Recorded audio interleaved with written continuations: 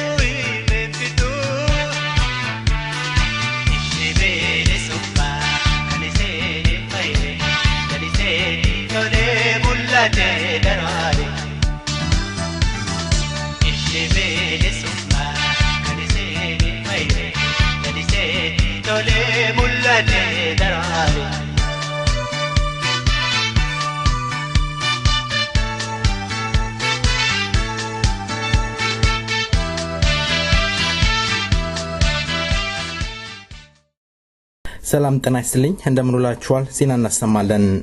ማርች 2 2013 ዓመተ ምህረት በአዲስ ዓለም ወረዳ ላሰሳ በተሰማራው የወያኔ ወታደሮችና ፖሊሶች ላይ ባልታወቀ አካል ግድያ ተፈጸመ።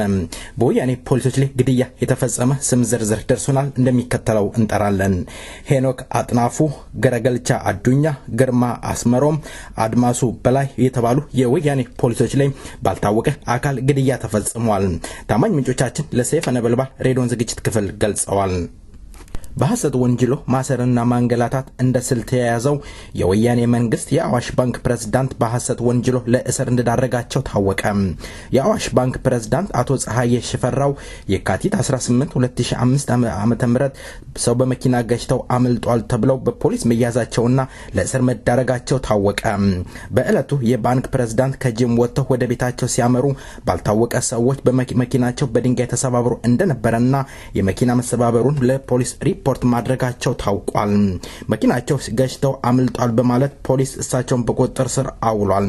ባልታወቀ ሰው የተገደለው ግለሰብ ተገሎ መንገድ ላይ እንደወደቀ ተዘግቧል። አቶ ፀሐዬ ሽፈራው በቅርቡ ከአሜሪካን እንደተመለሱ እንዲሁም በተመለሱ ወቅት ከተለያየ ፖለቲካ ፓርቲዎች ጋር በውጭ ተገናኝተዋል በሚል የወያኔ ደህንነት በአይነ ቁራኛ ሲከታተላቸው እንደነበረ ተዘግቧል። የአዋሽ ባንክ ፕሬዝዳንት አቶ ፀሐዬ ሽፈራው የኢትዮጵያ ብሔራዊ ንግድ ባንክና የተለያየ የደህንነት አካላት ማስፈራሪያና ዛቻ ሲሰነዘረባቸው እንደነበረ ይገልጻሉ። አንዳንድ ፖለቲከኞች እንደሚገልጹት የአዋሽ ባንክ ደንበኞች በማፍራቱና እንዲሁም አቶ ፀሐዬ ሽፈራው የኦሮሞ ተወላጅ በመሆናቸው በወያኔ ደህንነት አይን ቁራኛ ስር መውደቃቸው ተዘግቧል። በአዲስ አበባ የወያኔ መንግስት 1 ለ5 በሚል የስለላ መረብ መዘርጋቱ ተጋለጠ።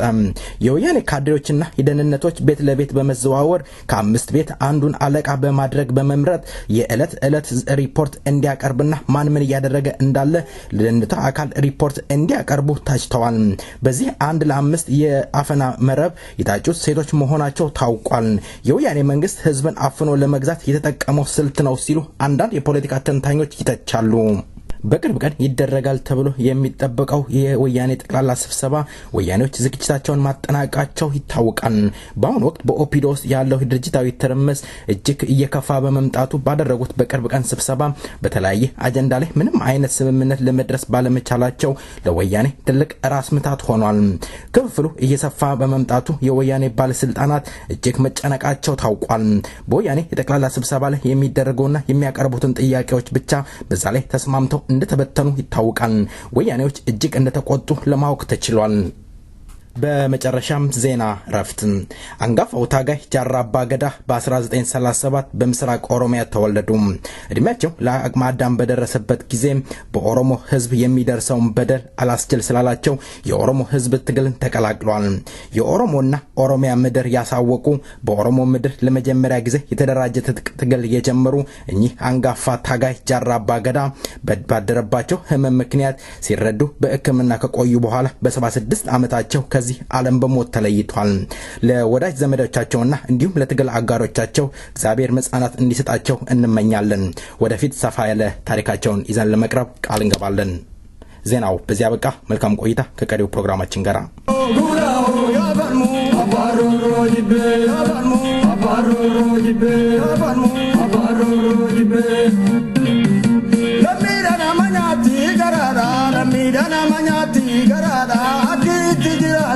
alaga sinabu amantira ngabedale istidiatu shakira male marwanti dirai kanakati kormani tiamatu shakira male marwanti dirai kanakati kormani tiamatu lami wayoga yaratela ዛሬ ኦሮሞ ከሆኑ መከራዎት መብዛቱን ይወቁ።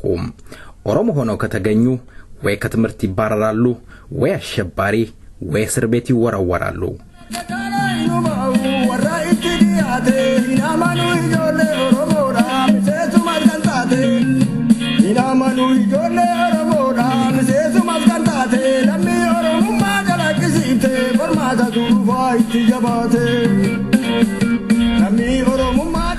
ኦሮሞና ኦሮሞነትን ከተናገሩ ወይም ኦሮሞነትን ባህልን ለማሳደግ ከተንቀሳቀሱ ያው የሚታወቀው አሸባሪ የኦነግ ተከታይ ተብለው ጣጣው ይበዛበት ይሆናል።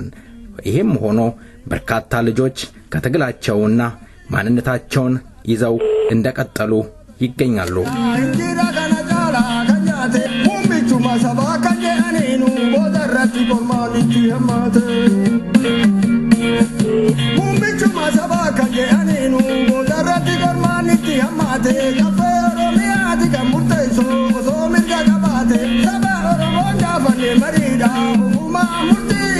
ድምጻዊው ወዶ አይደለም። ስለ ኦሮሞና ስለ ኦሮሞ ነጻነት መታገል ካለብን ወሳኙ የኦሮሚያ ጨፌ ነው የሚወስነው አቅሙና ችሎታው ካለው ብሏል። እንግዲህ ዛሬ እንግዳ ይዤ ቀርብ ያለው የተከበራችሁ አድማጮቻችን እንግዳዬን ከዚህ ዜማ በኋላ ይዤ ቀርባለሁ። መልካም ቆይታ።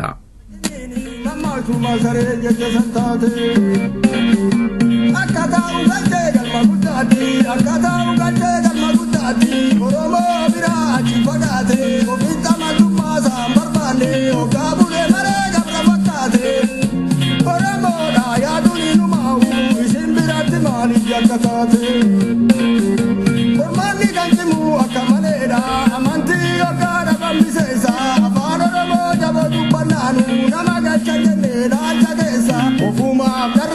jinini alaga angasiya manvesa namni alaga gubate duranu namni alaga gubate duranu jile kamu jelle manu maje ama imina mai manu maje ama imina mai ebu makanana le barande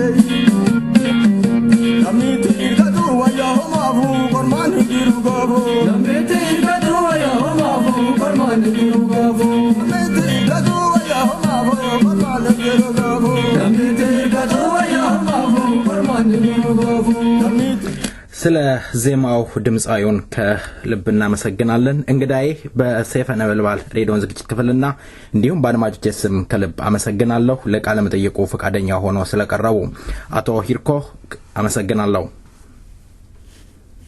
ተናስተልን ኢዮብ እኔም አመሰግናለሁ። መልካም አቶ ሂርኮ እንግዲህ ዜማውን ሰምተውታል። ምንድነው ያለው?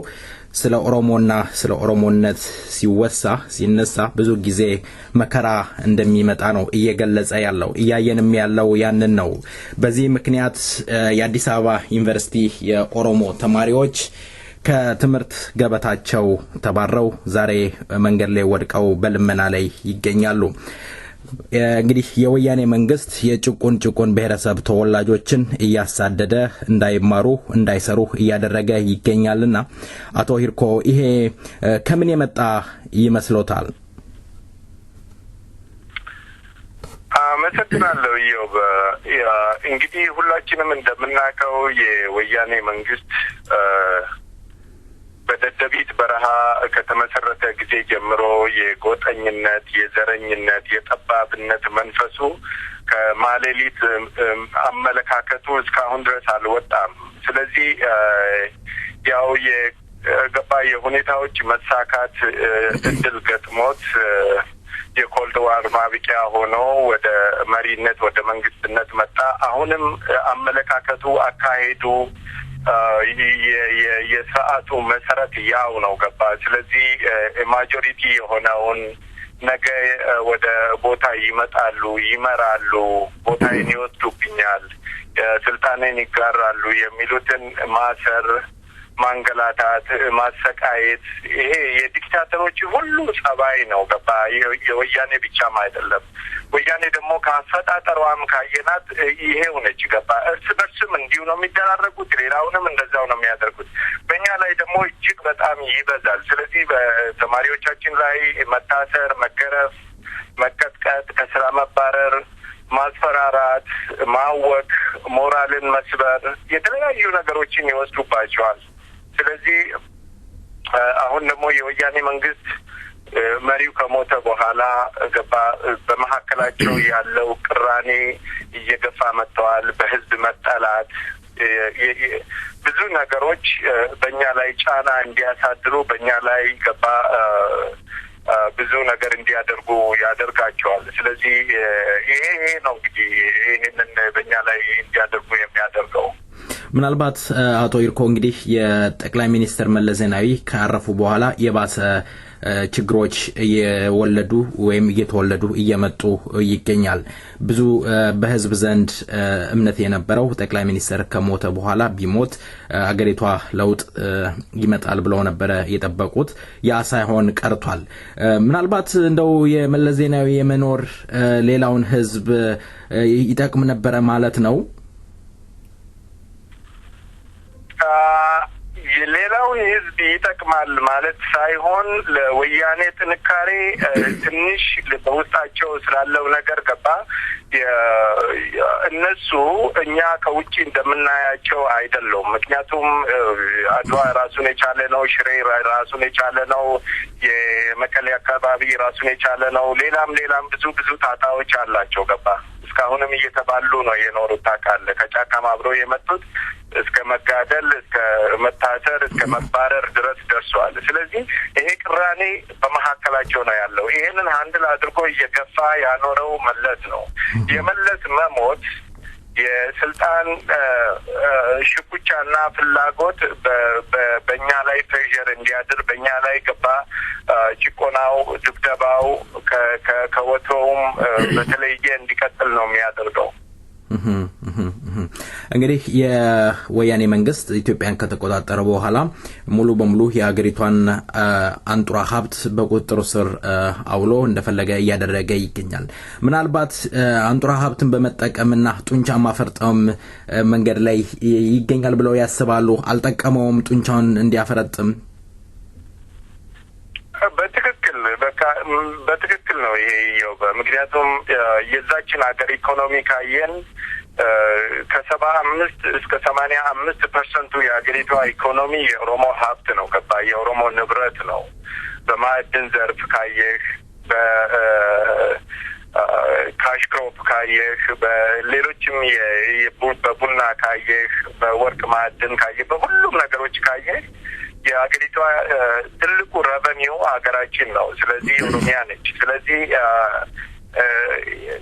ከውጭ ከሚያገኘው እርዳታ ሌላ ትልቁ የገቢ ሪሶርሱ የኛ ስለሆነ በእኛው ንብረት ነው። እንግዲህ ቀደምም የነበሩት ገዢዎቻችን በሙሉ በእኛው ንብረት ነው እኛን አቢዩዝ ያደረጉን የነበሩት፣ እኛን ሲያስሩ፣ እኛን ሲያንገላቱ የነበሩት።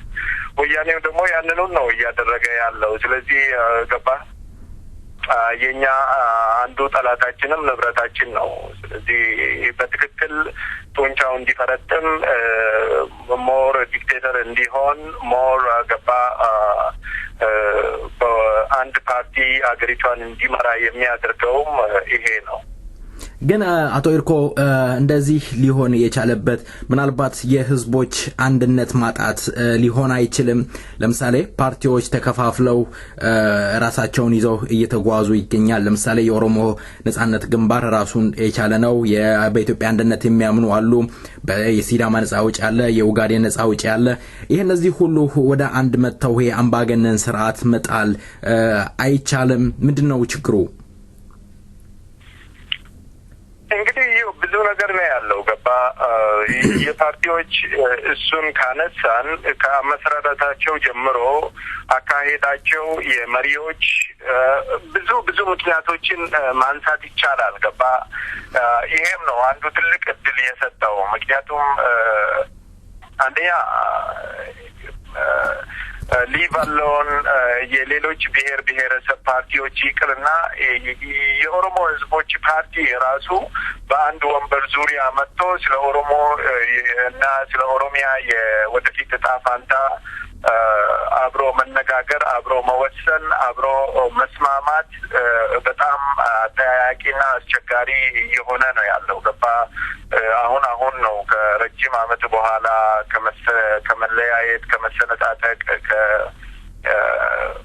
በኋላ አሁን ወደ አንድነት እየተከደ ነው ያለው። ስለዚህ ኦፍ ኮርስ ሁላችንም እንደምናውቀው አሁን በተከታቸው በኦጋዴን፣ በአፋር፣ በሲዳማ፣ በኦሮሞ መካከል ግንኙነቶች እንዳሉ ሁላችንም እናውቃለን። ይህ በተወሰነ ደረጃ ግን ተጠናክሮ ምን ያህል ጠላት ፊት ለፊት ቆሞ የወደፊት እድላቸውን ዕጣ ፈንታቸውን የመወሰኑ ላይ የመስራት የመተማመን ላይ ገባ ገና ብዙ የሚቀራቸው ስራ ያለ ነው የሚመስለኝ። ስለዚህ ለዛ ወሳኝ የሆኑ መሪዎች በየጊዜው ማድረግ የሚገባቸውን የቤት ስራ እየሰሩ ዩኒቲያቸውን በማጠንከር ጎጠኛ የሆነውን የወያኔ መንግስት አንስቶ በህብረት የሚኖርበት ገባ ሰላምና አንድነት ፍቅርና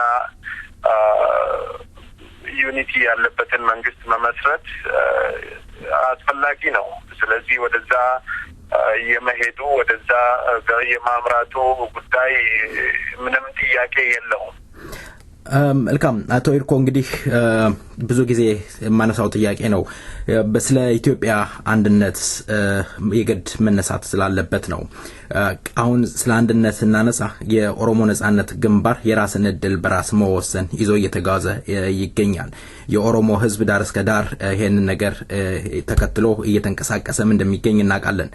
በኢትዮጵያ አንድነት የሚያምኑ ፓርቲዎች ደግሞ በጭራሽ ይሄ አያዋጣም የማይታሰብ ነው 21ኛ ክፍለ ዘመን ላይ እንዳለን በተደጋጋሚ ይገለጻል። ይህ ከሆነ የኦሮሞ ነጻነት የኦሮሞ ህዝብ ከተቀራው ህዝብ ጋር በአንድነት ቆሞ መታገል አይችልም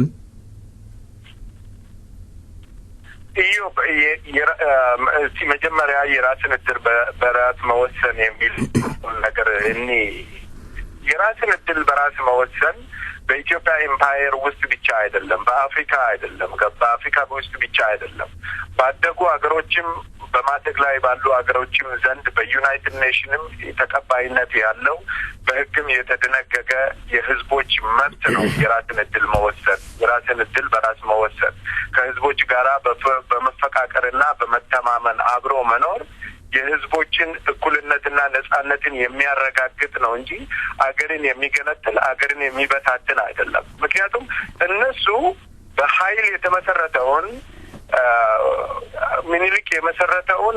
ምኒልክ የፈጠረውን የብዙ ኦሮሞዎችን እጅና የብዙ ኦሮሞዎችን ጡት ቆርጦ የሌሎችንም ለምሳሌ ታውቃለህ በጦና በወላይታ ላይ የተደረገውን ታውቃለህ።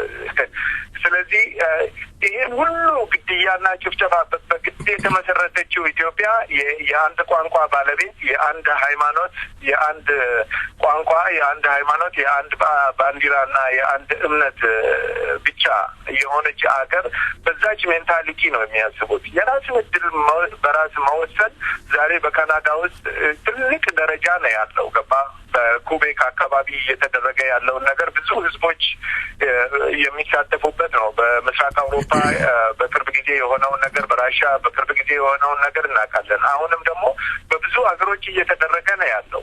ትናንትናም ጎረቤታችን ሱዳን የራሷን እድል በራሷ ወስናለች። የራስን እድል በራስ መወሰን ማለት እኮ የሚፈራ ነገርም አይደለም። እነሱ የራሳቸው የሆነ አመለካከት፣ የራሳቸው የሆነ አካሄድ፣ የራሳቸው የሆነ ምርጫ ስላላቸው በቃ ማይ ዌይ ኦር ሃይዌይ የሚለውን ነገር ይወስዳሉ። እኛ ደግሞ አይደለም። እኛ እቺ ሀገር በምትመሰረትበት ጊዜ በምትፈጠርበት ጊዜ ወላጆቻችን ወዶና ፈቅዶ በዚህ ውስጥ አልተሳተፉም። በጠመንጃ አፈሙዝ የተፈጠረችና በጠመንጃ አፈሙዝ የተመሰረተች አገር ነች። ስለዚህ እንደሚመቸን ገባ በቋንቋችን ሳናፍር፣ በባህላችን ሳናፍር፣ በኢኮኖሚያችን አዘን የሚያስፈልገን ከሆነ ዋይናት በእኩልነት ገባ የጋራ የሆነ ሀገርን መመስረት የምንችልበት ሁኔታ ይመጣል። ስለዚህ እነሱ የሚሉት አይደለም፣ እኛ የምንለው ነው መሆን ያለበት። ስለዚህ ከመሰረቱ ነው ከነሱ ጋር ቁጭ ብለህ በምታወራበት ጊዜ ሪዝን የላቸውም፣ ያንን የሚሉበት ምክንያት የላቸውም። ስለዚህ አንተ ደግሞ ተንጀብል የሆኑ ምክንያቶችን ታቀርብላቸዋለህ። ስለዚህ ያቺ ሀገር ስትመሰረት፣ ያቺ ኤምፓየር ስትመሰረት ህዝቦችን ወክሎ በህዝቦች ተመርጦ ወደ አንድነት መጥቶ የመሰረተ ማንም ሰው የለም። ለዚህ ነው መብታችን እየተረገጠ ያለው። ለዚህ ነው ኦሮሞንን ብለን እንኳን ራሳችንን ከፍ አድርገን መናገር ያቃተን። ስለዚህ የግዴታ በዛች ሀገር ገባ ካለ ምንም ማወላወል የራስን እድል በራስ መወሰን አለበት፣ መደረግም አለበት። አምናለሁ፣ ይደረጋልም ደግሞ በቅርብ ጊዜ እኔ ተስፋ አደርጋለሁ። መልካም አቶ ይርኮ፣ እንግዲህ የራስን እድል በራስ መወሰን ከተነሳ ቀደምት የነበሩት ታጋዮች ሲኮንኑት እየተደመጠ ይገኛል። አላስፈላጊ እንደሆነ ይገለጻል። ምክንያቱም 21ኛው ክፍለ ዘመን ላይ ነው ያለነው። ከሌላ ህዝብ ጋራ ተባብሮ መኖር ይቻላል። የኦሮሞ ህዝብ ትናንትና ያለበት ላይ የለም። ቋንቋውን በቋንቋው ይናገራል፣ በቋንቋው ይማራል፣ በቋንቋው ይተዳደራል። ስለዚህ የተገኘውን ይዘን አክብረን ለሌላውን ለመጨመር ደግሞ የሌላውን ህዝብ መብት ገፈን ሳይሆን በአንድ ላይ የምናመጣው ትግል መሆን ይቻላል። ኢትዮጵያን ዲሞክራት ማድረግ በጣም ቀላል ነው ይላሉ። እርስዎ ምን ይላሉ? ሀያ አንደኛው ክፍለ ዘመን እኮ አይደለም እኮ የራስን እድል በራስ መወሰንን የሚቀይረው። እኔ አይገባኝም። ገባ ትናንትና እነዚህ ዛሬ እንዲህ የሚሉ ሰዎች ከፊት ለፊታችን ተቀምጠው ሌላ ነገር ሲደሰኩሩና ሌላ ነገር ሲናገሩ ነበረ። እያንዳንዳቸው ይሄ በግልጽ የተደረገ ነገርና በግልጽ እነሱም ያሉት የማይክዱት ነገር ነው። ዛሬ የተናገሩትን ነገር እየረገጡ ነው ያሉት። ገባ ብዙ አመት በህይወታቸው እየሰሩለትን የደከሙለትን ነገር ራሳቸው መልሰው እያፈረሱ ነው ያሉት። ለምን ይሄንን ነገር እንደሚሰሩ አይገባኝም። ወይ ደግሞ ትግላችን ተፋጥኖ ውጤታማም እንዳንሆን ያደረገን የእነዚህ ሰዎች በዛ ቦታ ላይ መቀመጥ ይመስለኛል። እኔ ከመሰረቱ ነው ከመጀመሪያው ነው። ስለዚህ ዛሬ ካናዳ በዚህ ምድር ላይ ካሉ ሀገሮች ትልቋና አንደኛዋ ነች። ስለዚህ ካናዳ ውስጥ ሁሉ ጊዜ ቮት እየተደረገ 51 49 48 እየሆነ ነው እየወደቀ ያለው የራስን እድል በራስ የመወሰን። ይሄ ትክክል ማለት ነው። ካናዳዎች በ21 ሴንቸሪ ውስጥ አይደሉም ያሉት። ሌሎች አገሮችስ ለምንድነው ሳውዝ ሱዳን ትላንትና ከኛ ጋር 21 ሴንቸሪ አይደለም እንዴ ቮት አድርጎ የዛሬ አመት የራሳቸውን እድል በራሳቸው እየወሰኑት? ይሄ ትክክል አይደለም። ዛሬ ደግሞ እንደዚህ የሚሉን የቀድሞ መሪዎች እኔ ምን እንደገባቸውና ምን ማድረግ እንደፈለጉ አይገባኝም። በኦሮሞን በተሰበሰበበት ቦታ ሄደው በኦሮሞ ፊት ለፊት ቁጭ ብሎ ይሄን ነገር ዲስከስ አድርገው የሚያቀርቡትን ነገር እኔ በበኩሌ አላየው። ብቻ ያው መርዙ ሲረጭ ብቻ ነው የምንሰማ ያለ ነው። ስለዚህ ትክክል አይመስለኝም። ከሌሎች ህዝቦች ጋር የመኖር ኦሮሞ ምንም ጥያቄ የለውም። ይሄ ምንም ጥያቄ የለውም። እነሱ ዛሬ የሚፈጥሩት ነገር አይደለም፣ እኛም ለወደፊቱ የምንፈጥረው ነገር አይደለም። ኦሮሞ ቤቱ ያለውን እንግዳ ማስተናገድ ይወዳል። ከጎረቤቶቹ ጋር መኖርን ያቅበታል። የገዳ ሲስተም በዚህ በጣም እጅግ በጣም የተካነ ነው። በተለያዩ ሃይማኖት ውስጥም ያሉት የኦሮሞ ብሔሮች ከሌላው ህዝብ ጋር የመኖር ምንም ችግር የለባቸውም። ገባ? ስለዚህ ይሄ እንደ ኃጢአትም የሚታይ ነገር አይደለም፣ እንደ ኋላ ቀርነትም የሚታይ ነገር አይደለም። ቢሆን ደግሞ ዛሬ ምን ገብቷቸው ነው ይሄንን የሚናገሩት? ትላንትና ፊታችን ቁጭ ብሎ ሲነግሩንና ሲያስተምሩን የነበረው ሌላ ነገር ነው። ምን ገባቸው ዛሬ? ስለዚህ ለነሱም ትልቅ ጥያቄ ነው ይሄ። ምናልባት እንግዲህ እነሱ በተደጋጋሚ የሚያነሱት ነገር ምንድነው የኦሮሞ ነጻነት ግንባር 40 አመት ለወጣንለት ትግል ሳይሳካ ስለቀራ ምናልባት ስለተዳከመ ለውጥ ያስፈልገዋል ነው የሚሉት። እንደውም ለዋናው የድርጅቱ መከፋፈል መንስኤ የሆነው መዳከሙ ነው ብለው መሪ ብለው የሚንቀሳቀሱ ፖለቲከኞች ይሄንን ሲገልጹ እንሰማለን። እርሶ ደግሞ ያሉት ከዚህ በፊት ቁጭ ብለው የተለያየ ነገር ሲነግሯችሁና ሲያስተምሯችሁ እንደነበረ ገልጸዋል። ባንድ ራስ ሁለት ምላስ የሚባለው ነገር ይሆናል። መልካም አቶ ይርኮ፣ እንግዲህ ከዚህ ከዜማው በኋላ በድጋሚ እንመለሳለን። አላባ እያለ የሚያቀነቅነውን ዘፈን አየር ላይ አለ። እስኪ እርሶ የሚያደምጡት አድማጮቻችንም ረፍት ያድርጉ።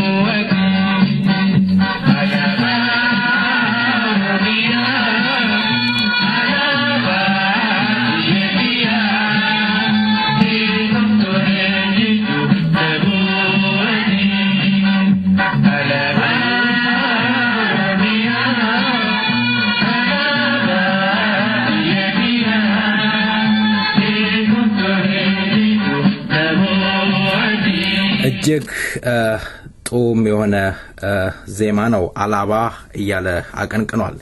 አንጋፋው ታጋይ አባ ጃራ አባገዳ ከዚህ ዓለም በሞት ተለይቷል። ለዚህ ባንዲራ ስለ ኦሮሞነታቸው ለዚህ ህዝብ ሲሉ ተሰውተዋል። ባላቸው አቋም ጸንተው ስለ ክብር ወድቀዋል። ነፍሳቸውን በገነት ያድርገው እንላለን። አቶ ሂርኮ እንግዲህ ወደ ጥያቄው እመራለሁ። በአሁን ሰዓት የኦሮሞ ህዝብ ትግል ከምን ተነስቶ ምን ደርሷል? እስኪ ገምግሙት። የኦሮሞ ህዝብ ትግል ምን ላይ ነው ያለው? ቆንጆ ጥያቄ ነው። ይሄ ሁሉ ቀን የምንለው ነገር ነው። የኦሮሞ ህዝብ ትግል በእውነት ከአመት ወደ አመት ከዘመን ወደ ዘመን እየተሻሻለ እያደገ ነው ያለው። የኦሮሞ የኮንሽስነስ የራስን መብት የገባ የአገር ባለቤትነት በኢኮኖሚው ላይ የማዘዝ ራስን በራስ የማስተዳደር ሁሉ እየጨመረ መጥቷል። አይነው በከባድ ፕሬሸር ስር ነው ያሉት። ከቦታ ቦታ መንቀሳቀስ እንኳን ቀላል አይደለም። በአገር ቤት እንደምንሰማው ብዙ ጫናዎች ናቸው ያሉት በወያኔ ጀሌዎች በኦፒዲዎች። ቢሆንም የኦሮሞ ህዝብ በጽናት አገሩን የማስተዳደር ባህሉን የመመለስ የኢኮኖሚው ባለቤት የመሆን ፍላጎት ከየትኛውም ጊዜ በበለጠ ያደገበት ፍላጎቱ የጨመረበት ጊዜ ላይ ነው የምንገኘው። ስለዚህ የኦሮሞ ህዝብ አሁን ሁላችንም እንደምናየው ስፔሻሊ በዚህ ጊዜ ልዩነቱን ትቶ ወደ ዩኒቲ የመጣ ባለበት በመሪ ድርጅቱ ስር ተደራጅቶ የራሱን እድል በራሱ የመወሰን እያፋጠነ በሚገኝበት ሁኔታ ላይ ነው የምንገኘው። ለዚህም ነው ወያኔዎች የዩኒቨርሲቲ ተማሪዎችን እንደዚህ የምታደርገው። ገበሬውን፣ ነጋዴውን፣ ሰራተኛውን በሙሉ ይሄ ሁሉ ግፍና በደል በኦሮሞ ህዝብ ላይ እየበዛ ያለው ለዚህ ነው። ኦሮሞማ መብቱን ባይጠይቅ ኖሮ እንደ ድሮ ዝም ብሎ የሚተኛ ቢሆን ኖሮ እነሱም እኮ ምንም ነገር አያደርጉም ነበር። ዛሬ ግን ሰው መብቱን እየጠየቀ ነው ያለው። ስለዚህ የኦሮሞ ህዝብ ከትላንትናው በተለየ አካሄድ ነው እየሄደ ያለው። ከትላንትናው በተለየ መልኩ ነው ነገሮችን እያካሄደ ያለው። አይተ ከሆነ የዛሬ 10 አመት የዛሬ 7 አመትና 8 አመት ቄሮ የለም። ቄሮ ተደራጅቶ ዛሬ በአገር ውስጥ እያካሄደ ያለው ትግል የነጻነት ትግል የዚህ ውጤት ነው፣ የዚህ ፍሬ ነው። ጥቂት ሰዎች ብቻ የሚናገሩት ነገር አይደለም። የተማሩ ሰዎች ብቻ የሚናገሩት፣ ገበሬዎች ብቻ የሚናገሩት፣ ተማሪዎች ብቻ የሚናገሩት፣ ወንዶች ወይም ሴቶች ብቻ የሚናገሩት አይደለም። በመላው ኦሮሞ በዛች ምድር ላይ ያለው ኦሮሞ በሙሉ ኮንሽስነሱ ጨምሯል፣ እውቀቱ ጨምሯል፣ ፍላጎቱ ጨምሯል፣ ወደ አንድነት የመምጣቱም ጨምሯል። ስለዚህ መሪዎች ይሄንን እየተረዱ በአፋጣኝ ወደፊት ይሄንን ህዝብ ማንቀሳቀስ፣ ለትግል ማመቻቸት፣ ቶሎ ብሎ ጥያቄዎቹን ወደ መመለስ ማቅናት ነው እንጂ የኦሮሞ ህዝብ ድሮ የሚገኝበት ቦታ ላይ አይደለም ያለው። ስለዚህ የኦሮሞ ህዝብ ጥያቄ ከእለት እለት እየጨመረ እያደገ መጥቶ ለለውጥ እየተንቀሳቀሰ ይገኛል። መልካም። ሁለት የኦሮሞ ድርጅቶች ወደ አንድነት መጥተዋል። ምናልባት በኦሮሞ ህዝብ ውስጥ የፈጠረውን ስሜት ሁላችንም እናውቃለን። እርስዎ በዚህ ላይ ምን ይላሉ? እንግዲህ እኔም የሚሰማኝ ነገር ስለዚህ ጉዳይ ልክ እንደ ሌላኛው ኦሮሞ ነው። ከደስታ በስተቀር ምንም ነገር የለም። ምክንያቱም እነዚህ ሁለቱም የኦሮሞ ድርጅቶች የተለየ ፕሮግራም፣ የተለየ አጀንዳ፣ የተለየ አላማ የላቸውም። የኦሮሞ ነጻነት ግንባር መመሪያውም ደንቡም አንድ ነው። ሁለቱም የያዙት ያንን ነው። ስለዚህ አሁን በመካከላቸው የነበረውን ጥቂት ነገር ትተው ወደ አንድነት መምጣታቸው ይሄ ትልቅ ነገር ነው። ይሄ በጣም ትልቅ ነገር ነው። ለኦሮሞ ህዝብም ደግሞ ትልቅ እድል ነው። ስለዚህ በየአካባቢያችን በየቦታው እየሆነ ያለውን ነገር በምናይበት ጊዜ የዚህ ስምምነት ውጤት የዚህ ስምምነት ፍሬያማነት በአጭር ጊዜ ትልቅ እንደሚሆን ተስፋ እናደርጋለን። ምክንያቱም ይህን ያህል ወደ 10-12 ዓመት ተለያይተው በሚኖሩበት ጊዜ የሌላው ፈረስ የመሆን የሌላው ገባ በቁሎ ሆኖ ሌላውን ተሸክሞ ፍንፍኔ የማስገባት ዓላማ የላቸውም። ጸንቶ ነው የቆሙት። ያንኑን ጠዋት መሪዎቻችን ጠዋት ገባ የኦሮሞ ነጻነትን ግንባር የመሰረቱት ሊደሮቻችን ያስቀመጡትን መርሃ ግብር ነው ይዞ ያሉትና ይሄ እጅግ በጣም ደስ የሚል ነገር ነው። ኦሮሞም ደግሞ ከያለበት ቦታ በዚህ ጉዳይ ላይ በሚችለው አቅም በሚችለው መልክ እየተሳተፈ ለዚህ ነገር ስኬታማነት ሁሉም የአቅሙን ማበርከት አለበት፣ መስራትም አለበት። ከዛ በኋላ የህዝባችንን ጥያቄና ፍላጎት በአጭር ጊዜ እናሟላለን ብዬ ነው የምገምተው። መልካም። እንደሚታወቀው የሁለቱም ድርጅት አመራሮች በተለያየ ሀገር ከህዝባቸው ጋር ስብሰባና ውይይት ሲያደርጉ እንደነበረ እናውቃለን። ስብሰባው ጥሩ ሆኖ ሳለ ስብሰባው ባይበዛና ወደ ስራ ወደ ተግባር ቢገባ ይመረጣል እንላለን። እኛም ይሄን መልእክት እናስተላልፋለን። ምድር ላይ ስራ ይሰራ፣ ስብሰባ ይብቃ እንላለን። መልካም። እንግዲህ አቶ ኤርኮ ወደ ሌላው ጥያቄ ላመራ ነው። ሙስሊም እምነት ተከታዮችና የክርስትና እምነት ተከታዮች መካከል የወያኔ መንግስት እጁን አስገብቶ እምነት ተከታዮችን ለማባላትና በየራሳቸውን አቋም ይዘው እንዳይሄዱ የእምነት ነጻነት እንዳይኖር እያደረገ ይገኛል። ምናልባት የወያኔ መንግስት ከሁለቱም እምነት ውስጥ የሚያገኘው ወይም የሚያተርፈው ነገር ምን ይሆን? ይሄ በጣም ቆንጆ ጥያቄ ነው። እንግዲህ በመጀመሪያ የሙስሊም እምነትና የክርስትና እምነት ለዛ ሀገር ምንድን ነው ብለን በምናይበት ጊዜ ለብዙ አመታት ከሺህ አመታት በላይ አብሮ በመከባበርና በመፈቃቀር አብሮ የኖረ ህዝብና የኖረ ሃይማኖት ነው። ይሄ ዛሬ መጤ የሆነ የዛሬ 5 ዓመት ወይም 10 ዓመት የተመሰረተ ነገር አይደለም። የራሱ ፖሊሲ አለው፣ የራሱ አካሄድ አለው፣ የራሱ ብዙ ነገር አለው። በእርግጥ በኢትዮጵያ ውስጥ በኢምፓየሪቷ ውስጥ ሁላችንም እንደምናውቀው የበላይነት ያለው ከመንግስት ፈሰስ የሚያገኝ የመንግስትም የቀኝ እጅ የነበረ ሃይማኖት እንዳለ እናውቃለን። በኢትዮጵያ ውስጥ የሚኖሩ እስላሞች በዓላቸውን አከበሩ የሚባልበት ጊዜ ነበር። እኛ እዛን ጊዜ የነበረው እስላም አይደለም ያለው ዛሬ። እዛን ጊዜ የነበረው ህዝብ አይደለም ያለው ዛሬ። በዛች ሀገር ውስጥ ያለው እስላም መብቱን ያውቃል፣ ግዴታውን ያውቃል፣ ፍላጎቱን መናገር የሚችል ህዝብ ነው ያለው። ስለዚህ ጊዜው ተሻሽሏል። የሰው የማወቅና የመገንዘብ ችሎታ ከወትሮ የተለየ ሆነዋል። ስለዚህ ወያኔ እዚህ መካከል በመግባት ቤንዚን እየረጨ እድሜውን ለማራዘም ነው የሚፈልገው። ስለዚህ ዶንት ቲንክ ሶ ቤዙ መሰረቱ በህዝቦች መካከል ምንም ነገር እንደሌለ ነው ሁላችንም የምንረዳው። ስለዚህ ትልቁ ችግር ትልቁ እዚህ ቦታ ላይ ጣጣ እያመጣ ያለው የወያኔ መንግስት ነው። ወያኔ ደግሞ ይህን የሚያደርገው ምንም ነገር አድርጎ አንድ ቀን በእድሜው ላይ መጨመር ነው፣ 1 ዓመት በእድሜው ላይ መጨመር ነው። ምክንያቱም ሩት የላቸውም። ሊኖሩ የሚችሉ በጣም ብዙ ዓመት እዛ ሀገር ላይ ሊገዙ የሚችሉ መንግስታት አይደሉም። ስለዚህ የውጭ ኢንፍሉዌንሶችንም በመከተል በህዝቡ መካከል ጣጣ በማምጣት ህዝቡን በማጋጨት እድሜያቸውን ለማራዘም ይፈልጋሉ። ስለዚህ በአገሪቷ ውስጥ ያለው የእስላሞች ጥያቄ ሌጂቲሜት ያለው ነው። በትክክል መንግስት እዛ መካከልም መግባት አልነበረበትም። እነሱ አይደለም መንግስትን የጠየቁት፣ መንግስት ነው እነሱ መካከል ገብተው እየበጠበጣቸው እየረበሻቸው።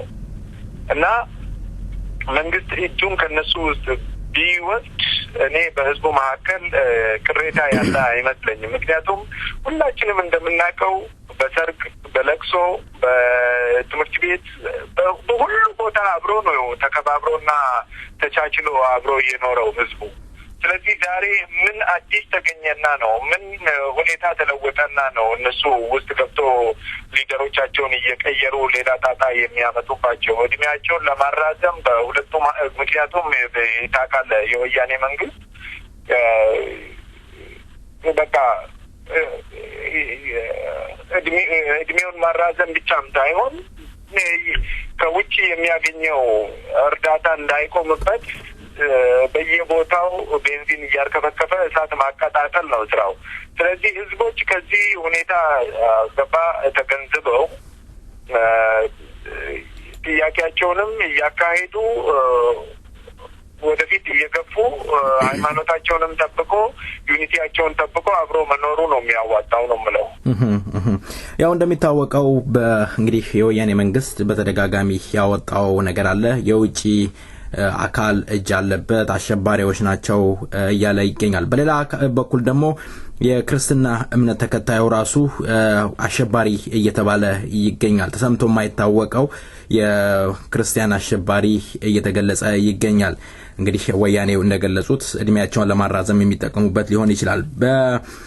በክልልና በድንበር ግጭት እየከፋ ይገኛል። አቶ ይርኮ እንደሚታወቀው በቦርደዴ አካባቢ የጉጂ ኦሮሞና የሶማሌዎች መካከል ከፍተኛ ግጭት ተፈጥሮ ወደ ለየለት ጦርነት ተከፍቶ በርካታ ወገኖች ወድቀው ይገኛል። አሁን ደግሞ በጋምቤላና በኦሮሞ መካከል እንዲህ አይነት ግጭት ድጋሚ ተፈጥሯልና የወያኔ መንግስት ህዝቦችን እርስ በራስ እያጋጨ ምናልባት እድሜ ለማራዘም ይሆን? ህዝቡ እስከዚህ ምንድነው መማር አለበት ይላሉ እርሶ?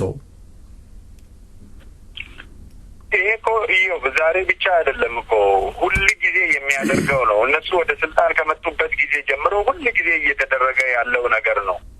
ምክንያቱም ሰላም እዛች ሀገር ላይ እንዲኖር አይፈልጉም። ስፔሻሊ ኦሮሚያ ውስጥ ሰላም እንዲኖር እድገት እንዲኖር አይፈልጉም። ኦሮሚያ ደግሞ ሌሎቹን ሊያጠፋችሁ ነው ሊፈጃችሁ ነው ብሎ ነው ሄዶ የሚነግራቸው። እንደገና ሄዶ ያስታጥቃቸዋል፣ ሄዶ ይመክራቸዋል፣ ከኋላ ሆኖ ይገፋቸዋል። ስለዚህ መጀመሪያ እነዛ ናቸው ሁሉ ጊዜ በደል የሚያደርሱት። ይሄ በየአመቱ በምስራቅም በምዕራብም በደቡብም በሁሉም በኩል በኦሮሚያ ላይ እየተደረገ ያለው ነገር ነው። ገባ? ይሄ የመጀመሪያ ጊዜ አይደለም። እነሱ ለወደፊቱም ይቀጥሉበታል፣ ያደርጉታል። ይሄ ሁሉ ነገር የሚደረገው ግን እድሜያቸውን ለማራዘም ነው። እንደገና ደግሞ በአገር ውስጥ የሚደረገውን ትግል አንደኛ ሰዎች እንዳይከታተሉት፣ እንዳይደግፉት፣ ሁለተኛ ነገር በዚህ አማካይነት ውጥረት በአገሪቷ ውስጥ ሰፍኖ የሚያስረውን የሚቀጠቅጠውን የሚያጠፋውን ነገር በሙሉ ለማጥፋት እንዲመቸው ነው። ስለዚህ የወያኔ መንግስት ሁላችንም እንደምናውቀው በጣም ሽሩድ ነች፣ በጣም አስቸጋሪ የሆነች መንግስት ነች። ስለዚህ እንደ መንግስት አይደለም የሚያስቡትና የሚሰሩት። እኔ እነሱን መንግስት ማለቱ ራሱ በጣም ነው የሚከብደኝ። ስለዚህ የሚያደርጉትን ስራ በሙሉ ስናይ ኢኖሰንት የሆኑትን ለዘመናት ለስንት ሺህ አመት አብሮ የኖሩትን ህዝቦች ማጋጨት፣ ማጋደል፣ የአንዱን ንብረት እንዲዘርፍ ማድረግ ይሄ ከመንግስት የሚጠበቅ ነገር አይደለም። ነገር ግን ይህንን እነሱ በሁሉም አቅጣጫ ስፔሻሊ ከኦሮሞ ጋር እያደረገ ነው ያለው። እኔ እዛ ቦታ ላይ ከሌለው በስተቀር ሰላም ሊሰፍን አይችልም፣ ጸጥታ ሊኖር አይችልም፣ መረጋጋት ሊኖር አይችልም፣ እድገት ሊኖር አይችልም። ስለዚህ እነዚህ ሰዎች እዚህ ቦታ ላይ ተጣልተዋል። እኔ ይህንን ጉዳይ እያበረድኩ እኔ ይህንን ጉዳይ እየሰራው አገሪቷን መምራት አለብኝ፣ አገሪቷን ወደፊት መግፋት አለብኝ ብሎ ነው እዛ ላይ ራሳቸውን የሚያስቀምጡት። ስለዚህ ህዝቡ ከዚህ ተረድቶ በትክክል ከህዝቡ ጋር ቆሞ በእነዚህ ወንድማማቾች በሆኑት ዘመናት በኖሩት ህዝቦች መካከል ቅራኔ እንዳይኖር፣ መገዳደል እንዳይኖር፣ መዘራረፍ እንዳይኖር መምከር፣ አብሮ ህብረት እንዲኖሩ በህብረት እንዲኖሩ አብሮ እንዲቆሙ ይልክስ ወያኔን እንዲያጋልጡ ማድረግ በጣም አስፈላጊ ነው። ይሄንን ነው እኔ በበኩሌ የምለው።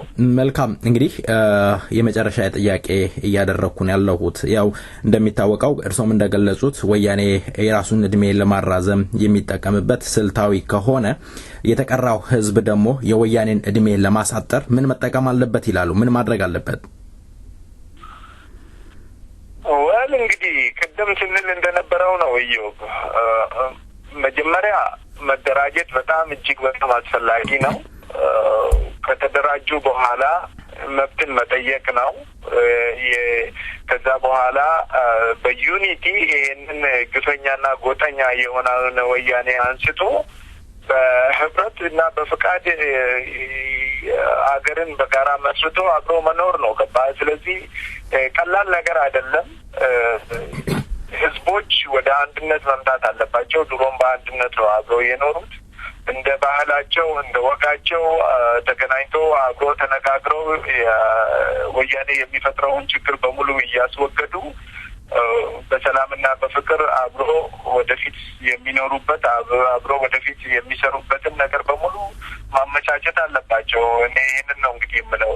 እንደዚህ ከተገኘ ብቻ ነው የሚያዋጣው። ከዛ በተረፈ ወያኔ እንደሚለው ዛሬ ከአንዱ ጎን ይቆማል፣ ነገ ከአንዱ ጎን ይቆማል፣ ከነገ ወዲያ ደግሞ ከአንዱ ጋራ ይቆማል፣ አንዱን ከአንዱ ጋራ ያዋጋል፣ አንዱን ከአንዱ ጋራ ያጋጫል፣ እድሜውን ያራዝማል፣ ይኖራል፣ ገንዘቡን ይዘርፋል። በዛ ይሄ ነው እንግዲህ ወያኔ ትልቁ ዓላማ። ስለዚህ ህዝቡ በዛ አካባቢ ያሉት ብሔረሰቦችም ከዚህ በመማር ከዚህ በማወቅ መቆጠብ አለባቸው። ወደ ቀድሞ እንዴት እንደኖሩ ህዝቦቹ ያውቃሉ። ካለ ፕሬሸር በባህላቸው በልማዳቸው አብሮ መኖር፣ መከባበር፣ መፈቃቀር እና የወያኔ ተላላኪ ሆኖ አንዱ አንዱን መዝረፍ፣ አንዱ አንዱን መግደል ሳይሆን ከማድረጋቸው በፊት እንደ ባህላቸው በሽማግሌ ሁሉን ነገር ሶልቭ ማድረግ አለባቸው። እንደዛ ነው እንግዲህ ነው የምለው። መልካም አቶ ሂርኮ በእውነት ከልብ አመሰግናለሁ። በመጨረሻ ሊያስተላልፉ የሚፈልጉት መልእክት ካለ እድሉን ልስጥዎት። እንደተለመደው በመጨረሻ ላይ መናገር የምፈልገው ዛሬ ትላንትና የነበርንበት ሁኔታ ላይ አይደለም ያለ ነው። ዛሬ ፍላጎታችን ጨምሯል። ዛሬ ጭቆና በዝቶብናል። ዛሬ መገደል፣ መታሰር፣ ሁል ቀን ኦሮሞ ይሄንን ሆነ፣ እዚህ ቦታ ይሄ ታሰረ፣ እዚህ ቦታ ይሄ ሞተ፣ እዚህ ቦታ ላይ እንደዚህ አይነት ጉዳት ደረሰ ማለት ነው እጅግ በጣም እየከበደን ያለው። ለዚህ ሁሉ መፍትሄው በህብረትና በጋራ አብሮ መቆም፣ መታገል፣ አብሮ ጠላትን ከቦታ አንስቶ በምትኩ ሰላምና ፍቅርን አስፍሮ ያለ ሀገር እድገት መስራት ስለሆነ ኦሮሞ ሽማግሌ ሳይል፣ ወጣት ሳይል፣ አዋቂ አላዋቂ ሳይል ዛሬ ወደ ኋላ የቀረውን ነገር በሙሉ ትቶ ወደ ዩኒቲ ተመልሶ ወደ ከትግሉ ከመሪ ድርጅቱ ከኦሮሞ ነጻነት ግንባር ጋራ ታግሎ በአጭር ጊዜ ውስጥ የኦሮሚያን ነጻነት እንዲያመጣ ነው እኔ መልእክቴን ለህዝብ የማስተላልፈው። መልካም ከልብ አመሰግናለሁ። ያው እጅ ለእጅ እንያዝ፣ በጋራ እንቆም ነው ትልቁ ነገር። በርካታ ተማሪዎች ከዩኒቨርሲቲ እየተባረሩ ይገኛሉ። ከአዲስ አበባ ዩኒቨርሲቲ፣ ከአምቦ፣ ከአሶሳ ከተለያየ ተማሪዎች የኦሮሞ ተወላጆች ተባረው የሚገቡበት አጥተው የሚበሉት አጥተው በየጎዳና ላይ እየተሽከረከሩ ይገኛሉ። እነኚህን ወገኖች እንርዳ፣ እንደጋገፍ፣ አብረን እንቁም በችግር ጊዜ ነው ምንለው። እንግዲህ እንግዳዬ አቶ ሂርኮ ለሰጡኝ ሰፋ ያለ ማብራሪያ በሰይፈ ነበልባል ሬዲዮን ዝግጅት ክፍልና እንዲሁም በአድማጮች ስም ከልብ አመሰግናለሁ። እግዚአብሔር ይስጥልኝ። ስንሰነባበት እንዲሁ በደረቁ አይደለም። ኤርፓ ጋንፉሬ ሃሌሊ ኮርማኮ የሚለውን ዜማ ጋብዤ እሰናበታለሁ።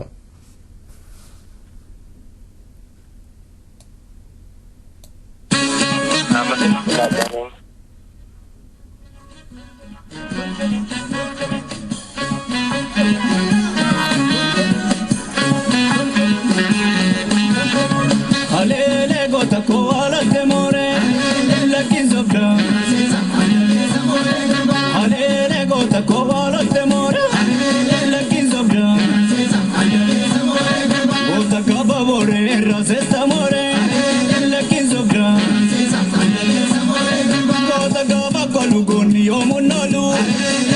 sobra Ota cavallo la gonniti che la kin sobra Ale le gota kovala temore la kin sobra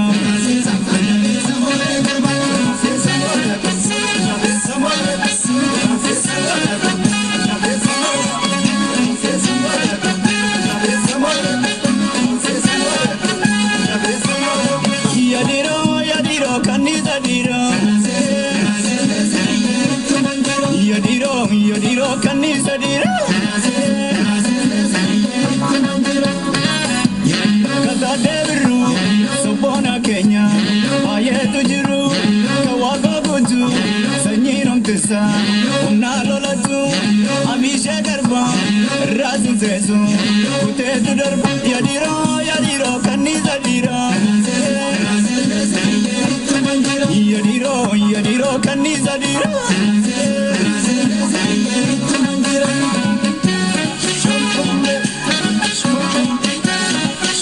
Moten pancha, questo che mi ascare,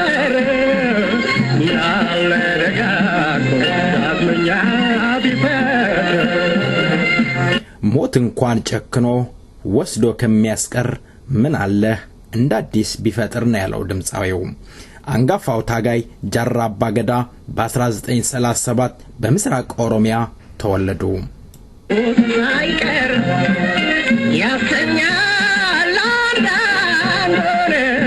እኚህ ጀግና ጃራ አባ ገዳ እድሜያቸው ለአቅመ አዳም በደረሰበት ጊዜ በህዝባቸው የሚፈጸመው በደል ስላንገሸገሻቸው የኦሮሞ ነጻነትን ትግል ተቀላቀሉ።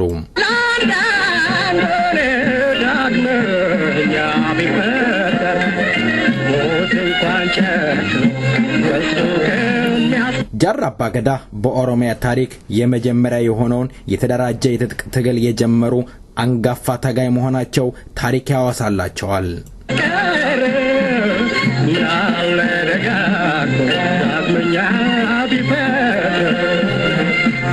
ሞት እንኳን ጨክኖ ጃራ አባ ገዳ እነሆ አሸለቡ።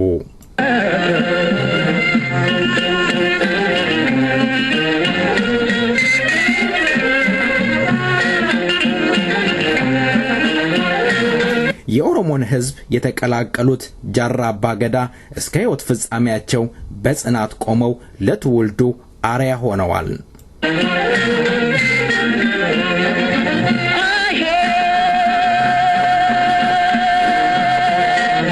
ጃራ አባ ገዳ በጽናት ቆመው መታገል እንደሚቻል ያስተማሩ እውነተኛ መምህር ነበሩ።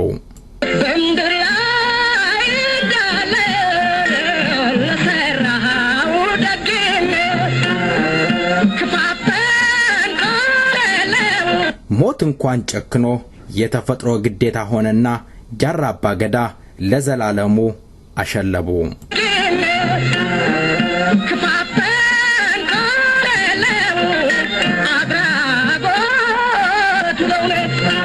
ባደረባቸው ህመም በሕክምና ሲገለገሉ ሲረዱ ከቆዩ በኋላ ጃራ አባ ገዳ በ76 ዓመታቸው ከዚህ ዓለም በሞት ተለይቷል።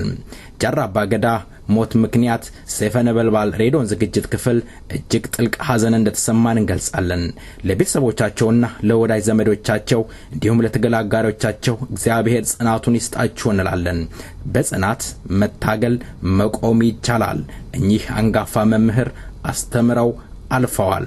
ሁሉም በጽናት መቆም ከጃራ አባ ገዳ መማር ይቻል ይሆናል።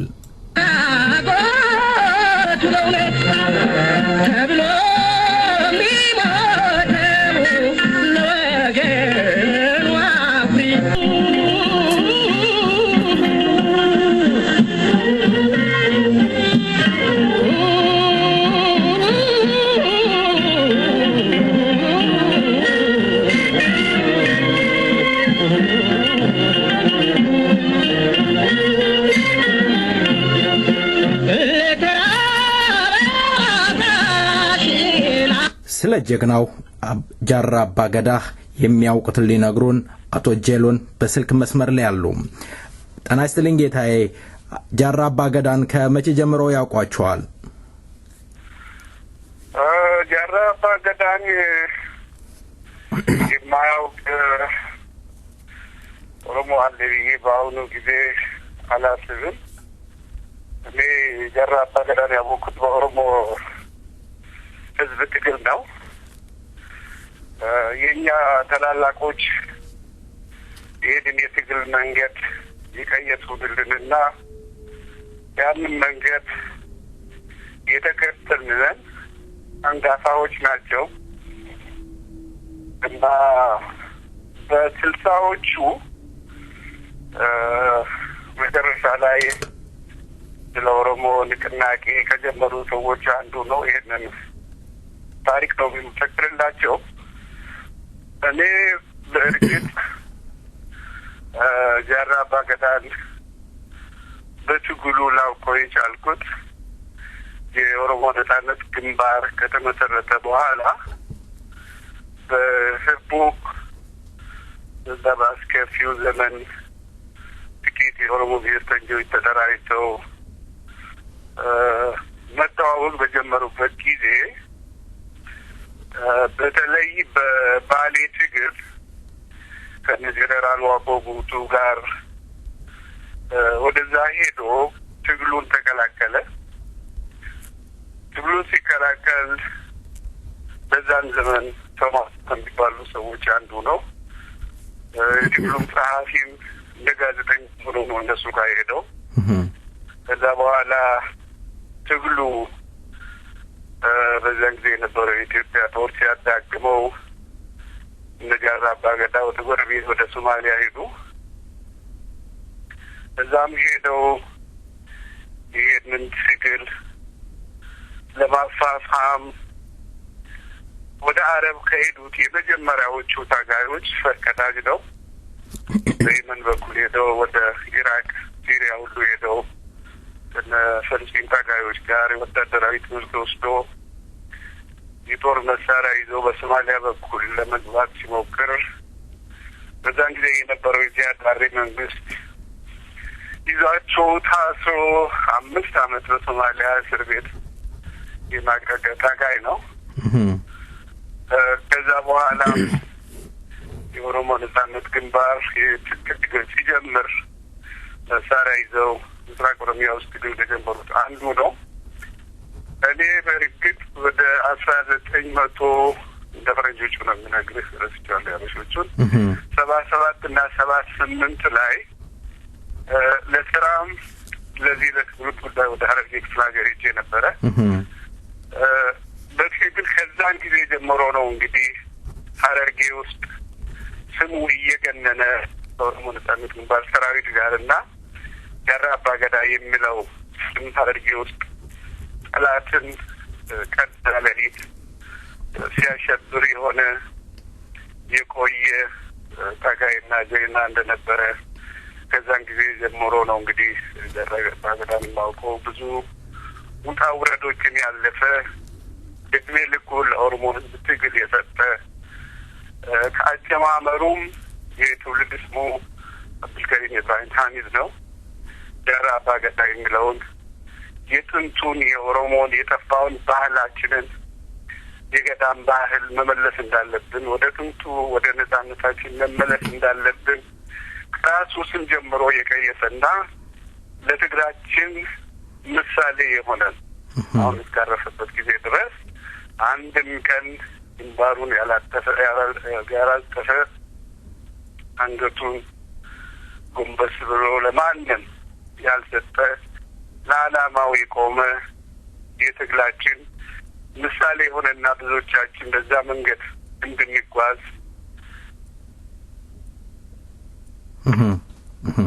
ስለዚህ ጃራ አባገዳ መሸነፍ የማይወዱ ጀግና ነበሩ እያሉኝ ነው ያሉት።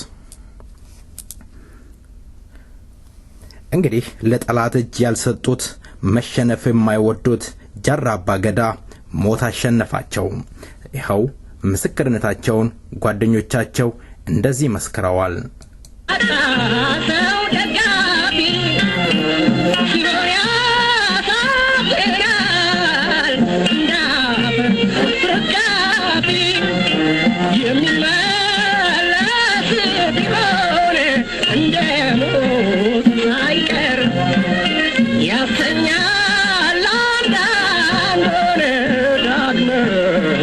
ቢፈጠር ሞት እንኳን ጨክኖ በልቶ ከሚያስቀር ምናለ ደጋግሞ ዳግመኛ ያሰኛል አንዳንዱን ዳግመኛ ቢፈጠር ሞት እንኳን ጨክኖ በልቶ ከሚያስቀር ምናለ ደጋግሞ ዳግመኛ ቢፈጠር ድንገት ሳይታሰብ አንድ ታላቅ ሰው አለፉ። ጃራ አባገዳ። ይህንን ሰው ግለሰብ ጃራ አባገዳ እውነተኛ ታጋይና አንበሳ የሆኑትን ግለሰብ ሊመሰክሩላቸው ስለሳቸው ሊያወጉን አቶ ምስባህ በስልክ መስመር ላይ ይገኛሉ። ጤና ይስጥልኝ አቶ ምስባህ። ጃራ አባገዳ ምን አይነት ሰው ነበሩ? እስኪ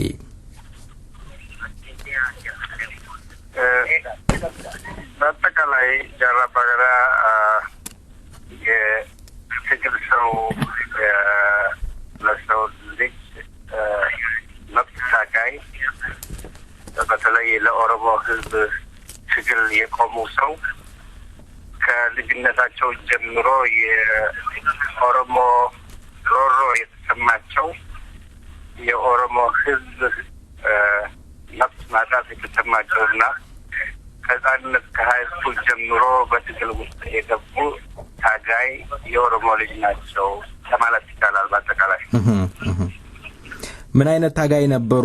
ምን አይነት ዓላማ ነበራቸው? እስኪ ይሄንን አጠር አድርገው ይግለጹልኝ።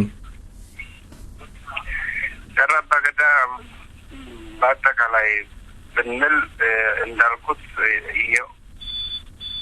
የኦሮሞ ሕዝብ የነጻነት መብት ማጣት የተሰማቸውና የኦሮሞ ሕዝብ ለነጻነታቸው መታገል ይገባቸዋል። ስለዚህም እኔ ቀድሜ ለዚህ ትግል የሚያስፈልገው መስራት መክፈል አለብኝ ብለው የተነሱ ታጋይ፣ በወጣትነታቸው ብዙ ነገር ሳያጡ ከደህና ቤተሰብ የተወለዱ የኦሮሞ ችግር የተሰማቸው የኦሮሞ ነጻነት ማጣት የተሰማቸው በወጣትነታቸው በትግል ውስጥ ለዚህ ብለው ብዙ ነገር ጥለው ብዙ እድል ሲኖራቸው ያንን ጥለው ወደ ትግል ሜዳ የገቡ ታጋይ ናቸው። ነጻነትን እንደናፈቁ እንደደከሙ አለፉ።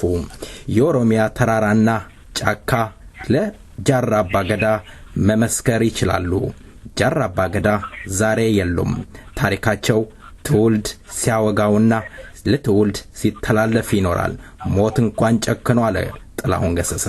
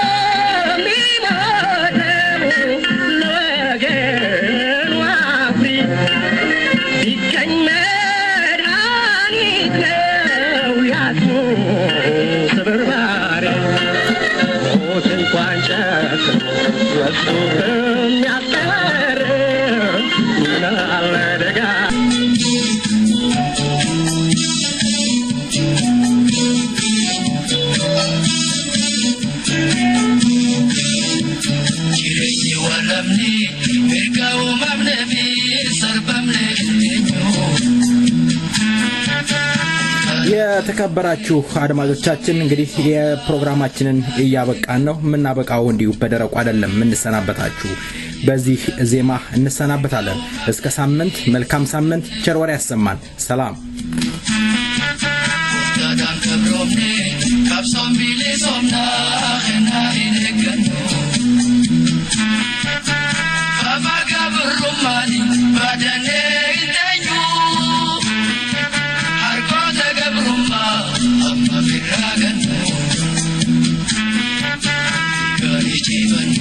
Venda bajar, warega muda, waregi jira.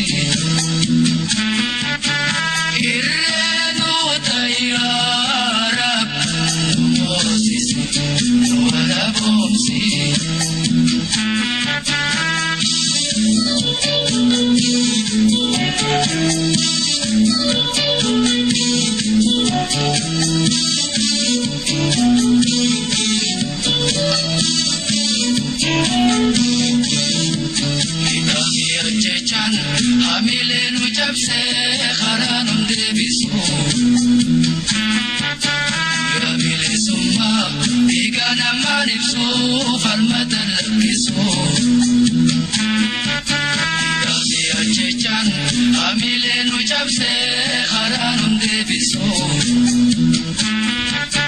Oya bilisumma igana maribso falmatan lakiso Kabrum bajalat oromoni sasu Hamma bilisumma urasiransu Uvi aches, ramenu jirach, ubate papaya, ubate teviso.